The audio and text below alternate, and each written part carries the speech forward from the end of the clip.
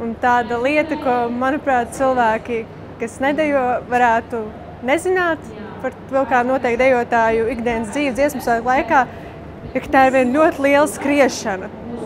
Tas man interesē, patiesībā varētu uzņemt, cik kilometrus katrs svētku dalībnieks patiesībā noskrien, jo tā ir skriešana gan pa laukumu, gan aizkulisēs, un tas viss ir tāds viens liels maratons. Un otrā lieta, kas nāk prātā, ir tā tērpu. Visi redz, ka dejotāji vienmēr ļoti sapucējušies un ar skaistiem kroņiem un tērpiem, bet cik tie tērpi patiesībā ir smagi. Un tajā brīdī, kad meitenēm ir 3 tērpi un viņām viņi ir jānes uz to Daugavas stadionu vai Meža parku, tad ir tāds sajūta, ka tu nesis uz rokām vēl vienu cilvēku.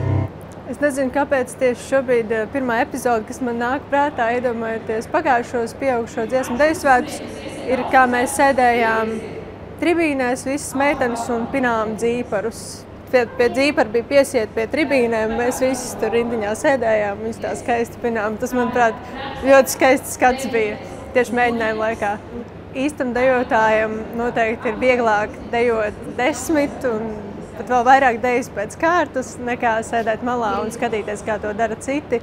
Jo vienkārši sēžot, ķermenis jau grib lekt līdzi, un tas ir tik dziļi jau asinīs iekšā, kad nav iespējams vienkārši palikt vienaldzīgam. Dziesmu un deju svētku laikā dalībnieki pārtiek no svaiga gaisa, ūdens un dejot prieka. Bet, ja godīgi, es neatceros. Nē, patiesībā dziesmu deju svētku laikā, kā viena no ēdienu, ko es atceros, kas visbiežāk bija paciņāts, bija rupmaize un svaigs gurķis.